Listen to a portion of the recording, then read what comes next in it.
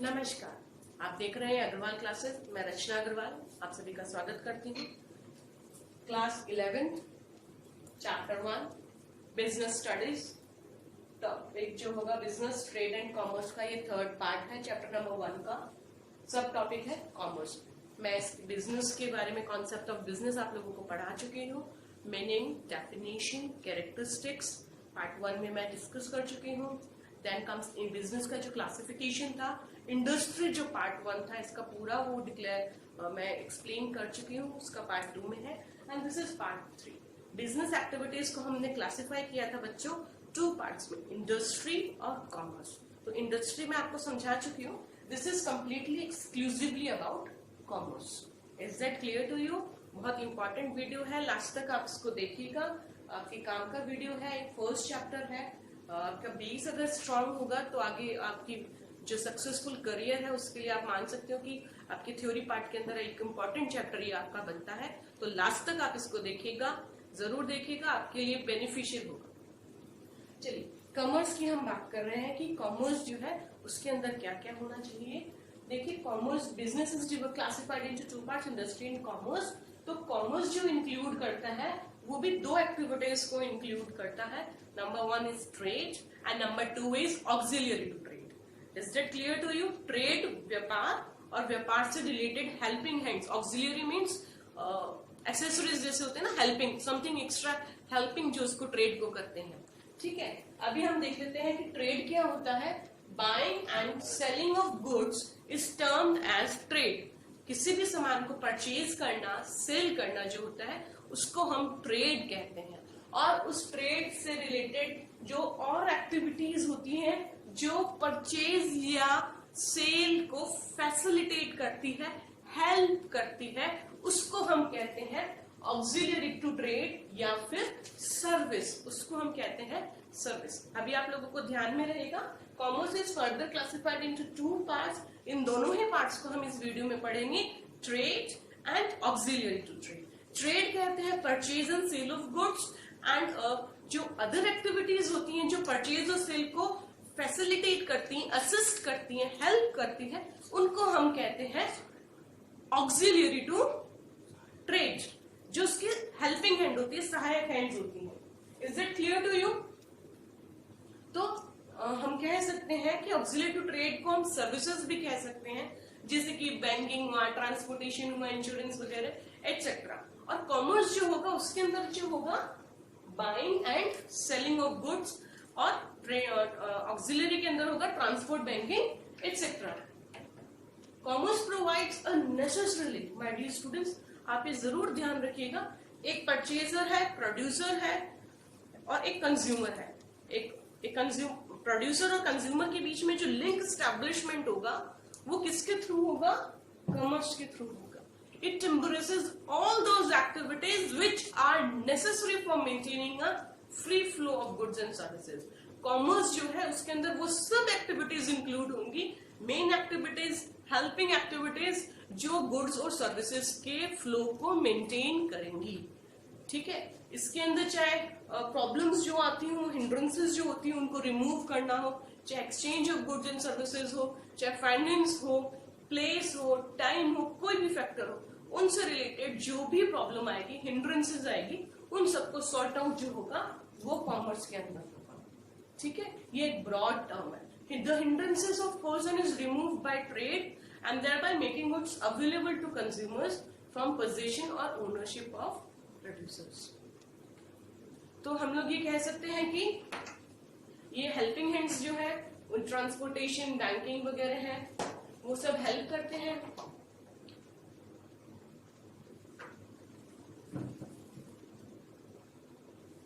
तो ये होगी बात कॉमर्स की। अब हम बात करते हैं मेक इन इंडिया के बारे में, जो एक इनिशिएटिव लॉन्च किया गया है by government of India on 25 सितंबर 2014। उसके अंदर ये इसीलिए लॉन्च किया गवर्नमेंट ऑफ इंडिया ने 25 सितंबर। आप डेट ध्यान रखेंगे, 1 नंबर का क्वेश्चन बन सकता है कि कब लॉन्च हुआ। इट वाज लॉन्च्ड ऑन 25 सितंबर 2014। ठीक है, ये इसलिए लॉन्च किया गया था कि जो नेशनल जो हमारे मैन्युफैक्चरिंग प्रोडक्ट्स हैं इंडिया के अंदर, उनको हम प्रमोट करें। एमएनसीज के थ्रू करें, चाहे नेशनल अपना करें, बट प्रोडक्शन जो है वो इंडिया के अंदर उसको इम्प्रूव करें। इसका जो मेजर ऑब्जेक्टिव था मेक इन इंडिया का, वो यही था कि जॉब क्रिएशन हो, स्किल इनहेंसमेंट हो, इंडिया के अंदर हो, लोगों को रोजगार मिले, स्किल इनहेंसमेंट हो, लोगों को जॉब मिले। और इसके लिए उन्होंने 25 सेक्टर्स जो थे उनको इसके अंदर इंक्लूड किया है। और वो क्या क्या है, ऑटोमोबाइल्स हुए, ऑटोमोबाइल कंपोनेंट्स हुए, एविएशन हुआ, बायोटेक्नोलॉजी हुआ, ये डिपार्टमेंट्स हैं जिनके अंदर मेक इन इंडिया जो है परचेज, मैन्युफैक्चरिंग बढ़ाएगा, बिजनेस स्किल एनहांसमेंट का काम करेगा, जॉब अपॉर्चुनिटीज देगा, लोगों को व्यापार देगा, बिजनेस देगा, है ना। It can be chemicals, construction, then defence, then electrical machinery, है ना। बुक में आप देख सकते हैं पूरी लिस्ट आपके दे रखी है 25 प्रोडक्ट्स की, उनको आप मैच कर सकते हैं। इलेक्ट्रॉनिक सिस्टम्स की हो सकती है, leather, oil and gas, food processing, IT sector के अंदर, बिजनेस प्रोसेस मैनेजमेंट के अंदर बहुत सारे जो है वो डिपार्टमेंट्स, इन टोटल जो है वो 25 है। चाहे वो लेदर हो, ऑयल एंड गैस हो, माइनिंग हो, फार्मास्यूटिकल्स हो, पोर्ट एंड शिपिंग हो, रिन्यूएबल एनर्जी हो, रोड्स एंड हाईवेज हो, स्पेस एंड एनाटॉमी हो, थर्मल पावर हो, टूरिज्म एंड हॉस्पिटैलिटी हो, या वेलनेस हो, इन सब के अंदर मेक इन इंडिया का यही ऑब्जेक्टिव है, job creation and skill enhancement. देखिए बिजनेस को हमने क्लासिफाई किया था इंडस्ट्री और कॉमर्स में। इंडस्ट्री हम पहले डिस्कस कर चुके हैं, we will not touch it. Commerce के अंदर मैं आपको बता रही हूँ ट्रेड और ऑक्सिलियरी टू ट्रेड। तो ट्रेड के बारे में मैंने आपको बताया कि ये बाइंग एंड सेलिंग से रिलेटेड होता है, एसेंशियल पार्ट ऑफ कॉमर्स होता है, ये सेल हो सकता है, इसके अंदर ट्रांसफर हो सकता है, exchange of goods and services होता है। It helps in making the goods produced available to the consumers, consumers तक वो सामान पहुंच सके। आज की तारीख में प्रोडक्शन जो है वो लार्ज स्केल में होता है मार्केट के अंदर। It is difficult for producers कि वो अपना सामान, अपना प्रोडक्ट जो है वो सेलिंग कैसे करे, कंज्यूमर तक कैसे पहुंचाए अपना प्रोडक्ट, इंडिविजुअल बायर्स तक कैसे रीच करे। इसके लिए बिजनेसमैन जो है वो ट्रेडिंग एक्टिविटीज करता है, बहुत सारी एक्टिविटीज को अपनाता है ताकि जो भी उसने प्रोडक्शन किया है वो प्रोडक्शन जो है वो कंज्यूमर तक पहुंच सके। तो ट्रेड को हमने क्लासिफाई किया है 2 पार्ट्स के अंदर, इंटरनल ट्रेड और एक्सटर्नल ट्रेड। इंटरनल ट्रेड जो होता है वो with in the geographical boundary of a nation होता है ना। तो जो डोमेस्टिक ट्रेड होगा, जो होम ट्रेड होगा, उसके अंदर जो बाइंग एंड सेलिंग जो होगी, ट्रेड का मतलब है buying and selling, purchase and sale of goods, exchange of goods and services within the geographical boundaries of a country is known as internal trade, है ना। और एक्सटर्नल ट्रेड, ट्रेड को हमने फर्दर क्लासिफाई किया 2 parts में, अभी internal और external. अभी मैंने इंटरनल बताया कि जो, जैसे हम इंडिया का एग्जांपल लेते हैं तो इंडिया की जो ज्योग्राफिकल बाउंड्री के अंदर जो काम होगा उसको हम बोलेंगे व्यापार, जो होगा उसको बोलेंगे इंटरनल ट्रेड। अब internal trade is further classified into 2 parts, wholesale trade and retail trade. Wholesale क्या होता है बच्चों, आप सब जानते हैं, आज की तारीख में आप बच्चे आज के अपडेटेड है ना। होलसेलर क्या होता है, जो बल्क में सामान खरीदता है और उसको फिर वो रीसेल करता है, उसको हम कहते हैं होलसेलर। और रीसेलर करने, और जो रिटेलर होता है वो क्या होता है, वो सामान परचेज करता है होलसेलर से या डीलर से, कंपैरेटिवली कम क्वांटिटी में परचेज करेगा, और जनरली जो ये सेल करेगा अपना प्रोडक्ट, जिसको बेचेगा ये, वो हमारा होगा फाइनल कंज्यूमर जो होगा, उसको ये सामान बेचेगा, उसको हम कहेंगे रिटेलर। होलसेलर बल्क में परचेज करेगा और रीसेलर को जो उससे दोबारा सामान रीसेल करने के लिए खरीदेगा उसको बेचेगा, ये फाइनल कंज्यूमर को नहीं बेचता है होलसेलर। और जो रिटेलर होता है वो परचेज करता है सामान स्मॉलर क्वांटिटी में और डायरेक्ट कंज्यूमर के टच में रहता है, ये उसको सामान बेचता है, उसको हम कहते हैं रिटेल ट्रेड। तो ट्रेड के जो इंटरनल ट्रेड था, आई होप बहुत इजी था समझने में, आप लोगों को आ गया होगा। अब हम पढ़ते हैं एक्सटर्नल ट्रेड। एक्सटर्नल ट्रेड जो होगा ये उसको हम फॉरेन ट्रेड भी कह सकते हैं, जिसके अंदर गुड्स और सर्विसेज का जो एक्सचेंज होगा वो 2 या 2 से ज्यादा कंट्रीज के होगा। मतलब आप अपनी ज्योग्राफिकल बाउंड्रीज को क्रॉस कर लोगे और नेशंस के साथ में आप बिजनेस ट्रांजेक्शन्स करोगे, उस बिजनेस को हम कहेंगे एक्सटर्नल ट्रेड, उस व्यापार को हम कहेंगे एक्सटर्नल ट्रेड। और उसको भी हमने क्लासिफाई किया है 3 पार्ट्स के अंदर, एक्सपोर्ट, इंपोर्ट और इंटरपोर्ट। सबसे पहले हम देखते हैं इंपोर्ट क्या होता है। इंपोर्ट होता है बच्चों जब हम कहीं बाहर की कंट्री से सामान मंगवाते हैं, परचेज करते हैं। जैसे इंडिया है, उसको अमेरिका से कोई सामान खरीदना है तो वो इंपोर्ट करेगा। Is it clear to you?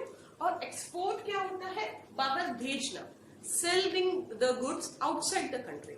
जब इंडिया अपना सामान बाहर किसी कंट्री को, या अगर यहाँ पर प्रोडक्शन सरप्लस है तो वो अपने किसी बाहर की कंट्री को सामान भेजेगा, तो उसको हम कहते हैं एक्सपोर्ट। किसी अनदर कंट्री को हम सेल कर रहे हैं तो सामान।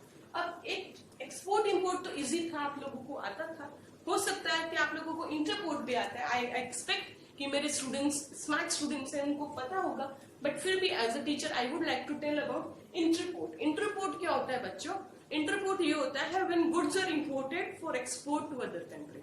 जैसे मैं एक कंट्री हूँ, मैंने मिस्टर एक्स कंट्री से परचेज किया और उसके बाद में सेल कर दिया। पहले मैंने इंपोर्ट किया एक्स कंट्री से, फिर मैंने अपनी कंट्री से आने के बाद में उसको सेल कर दिया वाई कंट्री को। Is that clear to you? This is called interport. Middleman का जैसा मैंने काम किया, this is called interport trade. पहले इंपोर्ट किया फिर एक्सपोर्ट किया। Then comes the important part, commerce का। ट्रेड हम लोगों ने कर लिया है, अब आता है ऑक्सिलियरी टू ट्रेड। ट्रेड को हेल्पिंग हैंड जो मैं आपको बता रही थी वो क्या होता है? Activities which are meant for assisting trade. Trade को जो हेल्प करेगा, असिस्ट करेगा, जो ट्रेड को असिस्ट करेगा। इसका एक जो कीवर्ड होता है जिससे मैंने हमेशा ऑक्सिलरी को समझा था, हेल्प या असिस्ट। तो activities which are meant for assisting trade are called auxiliary trade. ये एक्टिविटीज जो होती हैं वो सर्विस के जैसे होती हैं, क्योंकि इनका जो नेचर होता है वो फैसिलिटी प्रोवाइड करना होता है इंडस्ट्री या ट्रेड को। Is that clear to you? जैसे कि ट्रांसपोर्टेशन हुआ, कम्युनिकेशन हुआ, बैंकिंग एंड फाइनेंस हुआ, इंश्योरेंस हुआ, वेयर हाउसिंग हुआ और एडवर्टाइजिंग हुआ। अब इन सब के बारे में हम डिटेल में पढ़ेंगे, ठीक है? ये एक सपोर्टिव रोल प्ले करते हैं। इनफैक्ट दीज एक्टिविटीज सपोर्ट नहीं करते, बल्कि ट्रेड और इंडस्ट्री जो होती है एंटायर बिजनेस एक्टिविटी को रेगुलराइज भी तो करते हैं। इंटीग्रल पार्ट होता है ये कॉमर्स का। Is that clear to you? आया समझ में? तो अभी ये एक्टिविटीज जो होती है बहुत सारी प्रॉब्लम्स को हटा देती है ट्रेड से रिलेटेड। इसके प्रोडक्शन और डिस्ट्रीब्यूशन के अंदर अगर कोई चैनल में प्रॉब्लम आ रही है तो वो ऑक्सिलरी टू ट्रेड से ही सॉर्ट आउट होगी। जैसे कि ट्रांसपोर्टेशन फैसिलिटीज की हम बात करते हैं। ट्रांसपोर्टेशन से क्या होगा? इंडस्ट्री आपकी कहीं आउटर एरिया के अंदर है और आपको वो सामान कहीं पहुंचाना है, रिटेल मार्केट तक या होलसेलर्स तक पहुंचाना है, तो कैसे आप मैन्युफैक्चरिंग यूनिट से लेकर के बाकी डीलर्स और होलसेलर्स तक पहुंचाएंगे? Just because auxiliary to trade and that facility is transportation. आप ट्रांसपोर्टेशन के थ्रू अपने गुड्स को मूव करवाएंगे। Movement of goods from one place to another will be done. Then comes banking. Banking जो है किसी भी बिजनेस ऑर्गेनाइजेशन को, मैन्युफैक्चरर को, ट्रेडर को जो है फाइनेंस की जरूरत होती है, तो बैंकिंग जो है वो फाइनेंशियल असिस्टेंस देता है। इंश्योरेंस क्या करता है बच्चों? इंश्योरेंस जो है वो बिजनेस के हर तरीके के रिस्क को कवर करता है। वेयर हाउसिंग क्या होता है? स्टोरेज होता है। स्टोरेज को वो करता है, सामान बन गया, अभी कल तो सामान सारा बिक नहीं जाएगा, उसको स्टोर करके रखना पड़ता है। बड़े बड़े गोदाम चाहिए होते हैं, यूं नहीं कि एक कमरे में नहीं, लार्ज स्केल की प्रोडक्शन होता है बच्चों। फैक्ट्रीज के अंदर बहुत सामान बनता है, तो यूं थोड़े कि आपके घर में एक लिमिटेड प्रोडक्शन है, कंजप्शन है, तो सिर्फ इतना ही सामान बनता है। No, a lot of production at a large scale it is done. उसको स्टोरेज के लिए फैसिलिटी चाहिए होती है, that is known as warehousing. Advertising आप सब जानते हैं कि कंज्यूमर को पता कैसे चलेगा कि मार्केट के अंदर क्या क्या प्रोडक्ट आए हैं, तो उसको इंफॉर्मेशन प्रोवाइड करने के लिए एडवर्टाइजमेंट किया जाता है। अभी इन सभी पांचों पॉइंट्स को हम डिटेल में पढ़ेंगे। Number 1 is transportation and communication. जो भी प्रोडक्शन हुआ है, जैसे कि आप बात करते हैं, एग्जाम्पल लेते हैं, असम में चाय बनती है, तो क्या मैं असम चाहती हूँ चाय का पैकेट खरीदने के लिए? मैं दार्जिलिंग चाहती हूँ? नहीं ना। गुजरात में अच्छा कॉटन बनता है, तो क्या मैं गुजरात से कॉटन खरीदने जाती हूँ या महाराष्ट्र से कॉटन खरीदने जाती हूँ? वेस्ट बंगाल में जूट का अच्छा प्रोडक्शन होता है, उड़ीसा में जूट का बहुत अच्छा प्रोडक्शन होता है, तो shall I go to jute purchase jute there? Sugar खरीदने मुझे यूपी, बिहार, महाराष्ट्र जाना चाहिए है? नहीं ना। तो इसके लिए क्या होता है, बिजनेसमैन जो होता है इंस्पाइट क्या करता है, ट्रांसपोर्टेशन फैसिलिटी इस प्रॉब्लम को सॉर्ट आउट करता है। ट्रांसपोर्ट फैसिलिटी रोड रेल के थ्रू है ना, शिपिंग के थ्रू कस्टमर्स तक, होलसेलर्स तक, रिटेलर्स तक, different parts of the country तक वो ट्रांसपोर्टेशन फैसिलिटी के थ्रू अपना प्रोडक्ट पहुंचाता है। चाहे वो रॉ मटेरियल के रूप में हो, फैक्ट्री को चाहिए हो, चाहे वो फिनिश प्रोडक्ट हो, फैक्ट्री से लेके कंजप्शन तक पहुंचाने के लिए उस सब की मदद जो करता है वो ट्रांसपोर्टेशन करता है। उसके बाद में हम बात करते हैं कि ट्रांसपोर्टेशन के साथ साथ कम्युनिकेशन भी जरूरी है। देखिए आज तो आप लोग एक 21st सेंचुरी के अंदर आप लोग सर्वाइव कर रहे हैं। अगर हम पास्ट टाइम की बात करते हैं तो पास्ट टाइम के अंदर तो कम्युनिकेशन जो था, नेटवर्क इतना स्ट्रांग नहीं था, पोस्टल सर्विसेज हुआ करते थे, लैंडलाइन कनेक्शंस हुआ करते थे। बट इवन आज की डेट में भी आपको मेल तो करना ही पड़ता है, डिस्पैच मेल करना पड़ता है, आपको मैसेज इन्फॉर्मेशन देनी पड़ती है कि हमें ये प्रोडक्ट चाहिए या तो कम्युनिकेशन की तो जरूरत होती ही है कि आपको इनवॉइस रेज करना है जिस भी तरीके से। तो कम्युनिकेशन जो है, संचार माध्यम जो है, वो भी ऑक्सिलरी टू ट्रेड हो जाता है। Then comes banking and finance. जैसे कि मैं आप लोगों को बता चुकी हूँ कि जब तक बिजनेस के पास में फंड्स अवेलेबल नहीं होंगे, वो एसेट कैसे खरीदेगा, वो अपने रॉ मटेरियल को कैसे खरीदेगा, अपने डे टू डे रिक्वायरमेंट्स को कैसे फुलफिल करेगा, क्योंकि फाइनेंस के बिना तो बिजनेस चल ही नहीं सकता। फंड्स की रिक्वायरमेंट बहुत ज्यादा होती है, तो नेसेसरी फंड्स जो होते हैं वो बैंक के थ्रू उसको मिल सकते हैं, लोन पे उसको मिल सकते हैं। तो बैंकिंग जो है बिजनेस एक्टिविटीज को रेगुलराइज करने के लिए, फाइनेंस के प्रॉब्लम को सॉल्व करने के लिए बहुत हेल्पफुल होता है। जैसे कि कमर्शियल बैंक्स जो है वो उधार देते हैं, मनी को लेंड करते हैं, कैश क्रेडिट की बैंक फैसिलिटी देता है, ओवरड्राफ्ट की फैसिलिटी देता है बिजनेसमैन को, लोन की फैसिलिटी देता है, एडवांसेस की फैसिलिटी देता है। तो बैंक जो है, जैसे चेक्स के लिए आपको चाहिए होता है, अपने अकाउंट को मैनेज करना होता है ट्रेडर्स के, फॉरेन ट्रेड आपको करना है तो कमर्शियल बैंक्स जो है आपको मनी को कलेक्ट करने के लिए इंपोर्टर्स से हेल्प करते हैं। तो कमर्शियल बैंक्स का बहुत अच्छा रोल होता है। तो बैंकिंग एंड फाइनेंस भी है, ऑक्सिलरी टू ट्रेड होता है, तभी बिजनेस सर्वाइव कर पाता है जब उनके पास में ऑक्सिलरी फैसिलिटीज होती है बैंकिंग की जैसी। ठीक है। Then comes the next one, insurance.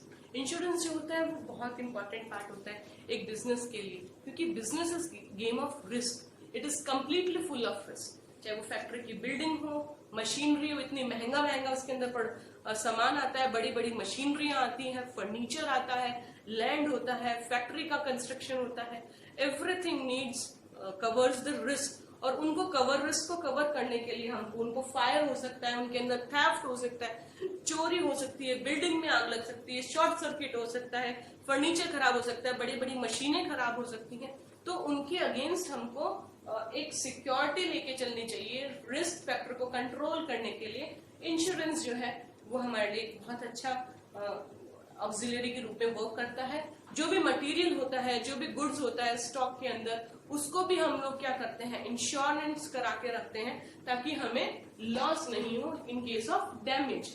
तो एम्प्लॉयज का भी मतलब जितने भी वर्कर्स काम कर रहे हैं, अगर वर्कर्स को कुछ हो जाता है तो उनका भी इन केस ऑफ एक्सीडेंट जो होता है बच्चों, वो रिस्क कवर किया जाता है। अगर ऑक्यूपेशनल हैजार्ड कुछ हो गया है, मजदूर को कुछ हो गया है, तो मालिक कब तक अपनी जेब से देगा, तो वो अपने एम्प्लॉयज का ESI करवा के रखता है, इंश्योरेंस करवा के रखता है। तो इंश्योरेंस जो होता है वो प्रोटेक्शन प्रोवाइड करता है इन सब केसेस के अंदर कि आपको एक नॉमिनल प्रीमियम देना है।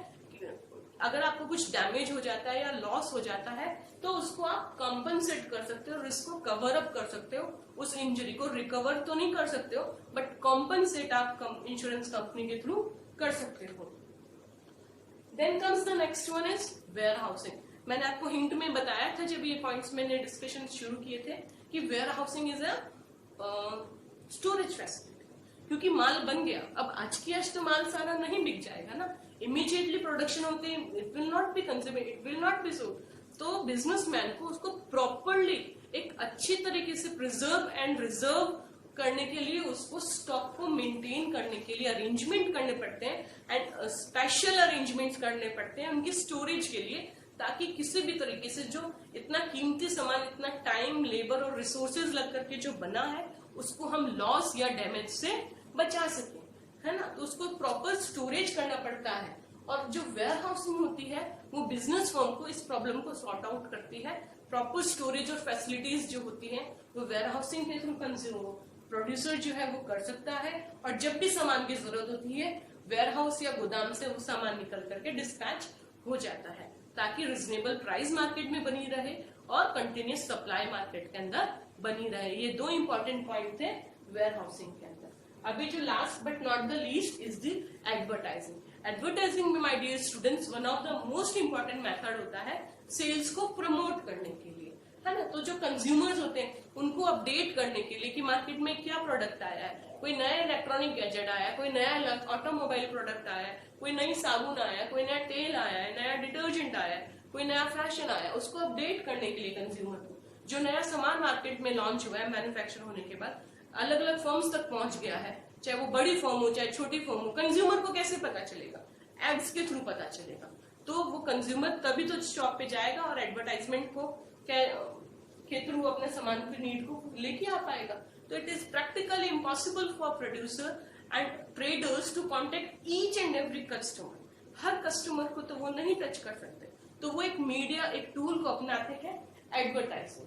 तो एडवर्टाइजिंग के थ्रू जो है वो अपने कंज्यूमर्स तक, अपने कस्टमर्स के पास पहुंच पाते हैं, सेल्स को प्रमोट कर पाते हैं, अपने गुड्स एंड सर्विसेज की प्रॉपर इंफॉर्मेशन बता पाते हैं, उनके फीचर्स, प्राइस, उसके अंदर क्या क्वालिटी है उनके प्रोडक्ट के अंदर, वो कस्टमर को बता पाते हैं और परसुएड कर पाते हैं कि जो पोटेंशियल कस्टमर्स है वो उनके प्रोडक्ट को परचेज करें.